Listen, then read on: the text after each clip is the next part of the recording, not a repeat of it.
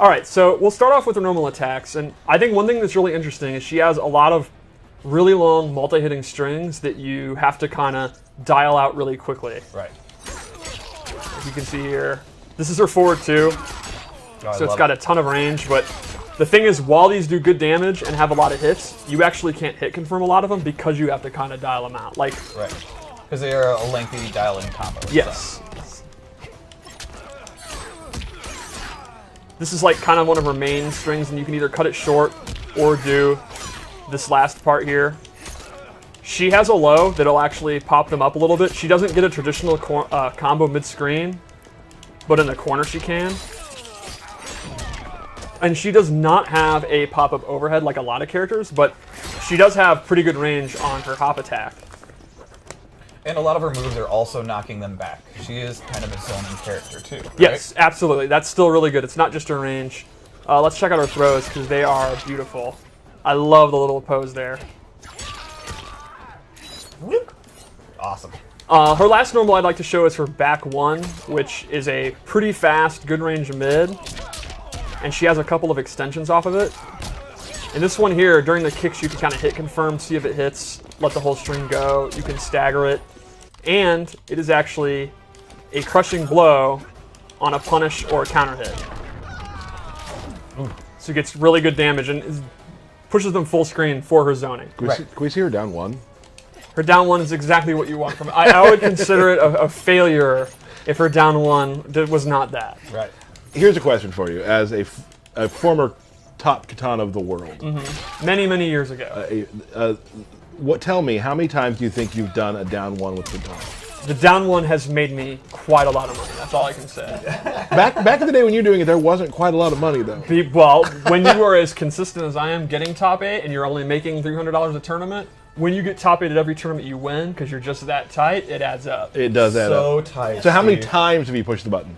It's got to be like 1,000 times, right? How many times More have than you 1,000. practiced just pressing down I mean, one? the 1,000 times, I mean per game. Oh, sure. Yeah, That makes total sense. Like, that was her anti-air, her footsie tool, her mix-up tool. So let's go into her special moves.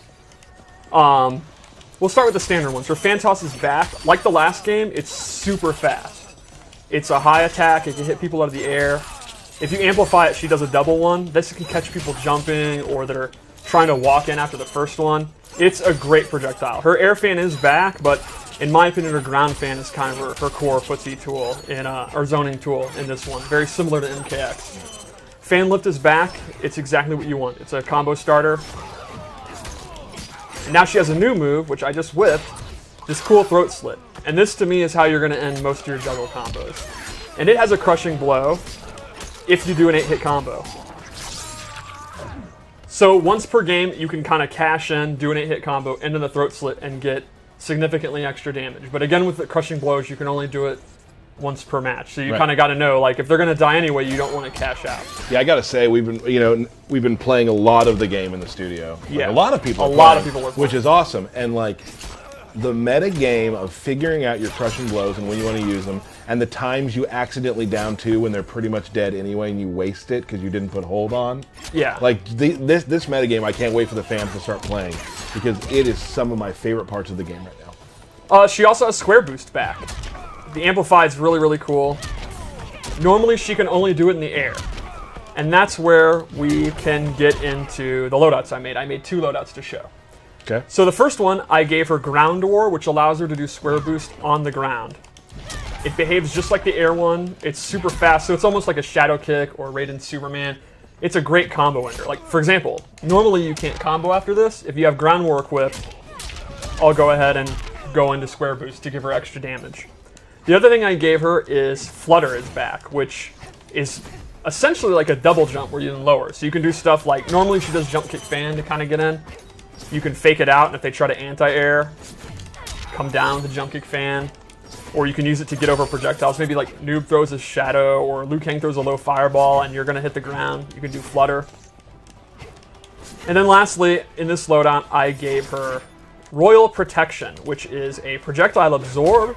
Hey, you didn't use Jax this time to set up. Yeah. Smart move.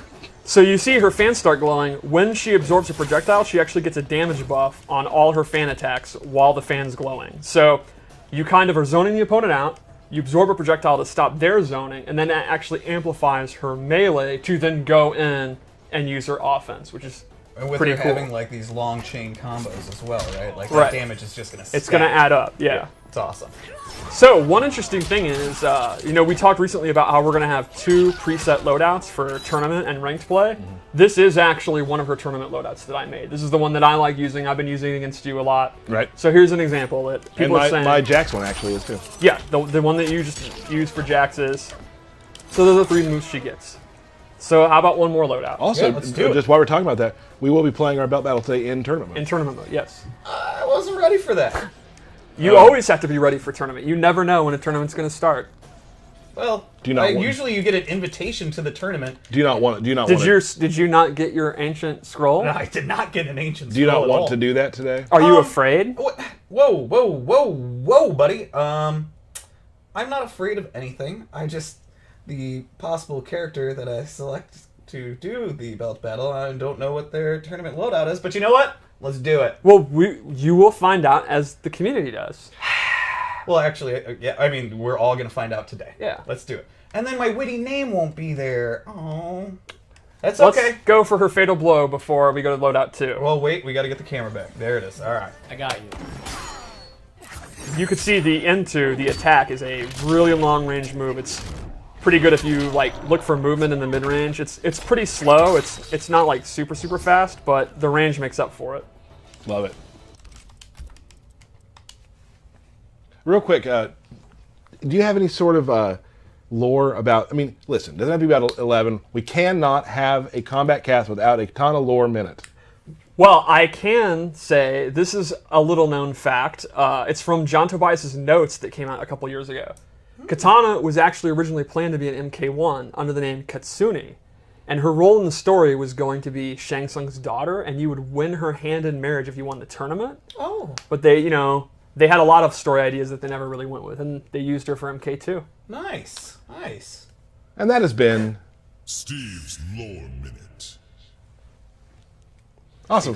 Cool. All right. All right, so I'm using the human skin, which I absolutely love. She has another version of this I like even more, but She looks great. But you're Yeah. going to see that in a couple weeks. yeah. So in this loadout, I gave her 2 things. The first is Edenian Razors, which is this cool move where the fans circle them, it hits 3 times.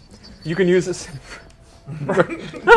I'm right there with Burke. Burke in the power station is distracting me by acting the move out. So this move is really good to make your string safe. It can also be an anti-air, and you can get combos off of it.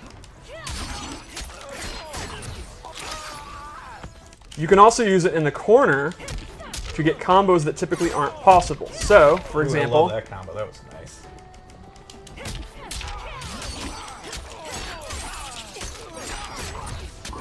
I like when it says to get combos that aren't possible. Well, it's possible. normally aren't Yeah, possible. I got you, Steve. The cost of this is you actually give up fan lift. So mid-screen, your combos are going to be significantly less. You're going to have to just do like a string into like a special move. But in the corner, you can see there, you're going to be doing hella damage. So that's one of the things that's kind of a trade-off. Then I also gave her Half-Blood Stance, which you can see in the trailer. She pulls out Melina Sai, and from here she has a couple moves she can do. One is the familiar classic Melina Teleport. Another is she throws the Sai up in the air, and then she's freed up, and Kitana can go in for pressure. So the opponent's going to have to block, look out for the Sai, which is going to home in on where they are, and she can go in for throws or whatever else she wants to do. It's especially good if you can get them blocking. Like you do a bunch of fans, get them blocking, then throw this out. And then if they start getting used to it and trying to attack you out of it, you cancel it. Lastly, she has the Sai Stab, which is a great combo under. And that has a crushing blow, and the requirement is pretty interesting. It's to have hit with 3 of these Sai moves. So normally, you won't get the crushing blow. But after you've hit 3 of these, the next time you do it, you're going to get that, and that's actually going to pop them up.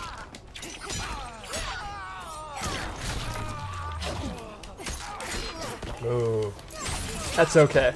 that's okay. Fangirl. That's a really good, Yeah. good name. Nice I'm job. pretty happy with that. Pretty pumped.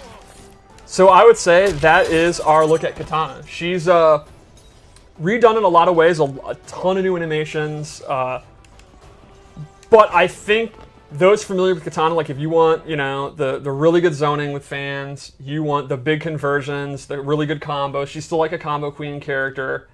I think you'll be right at home. She's a fresh take, but pretty familiar if you like Kitana. My phone was ringing.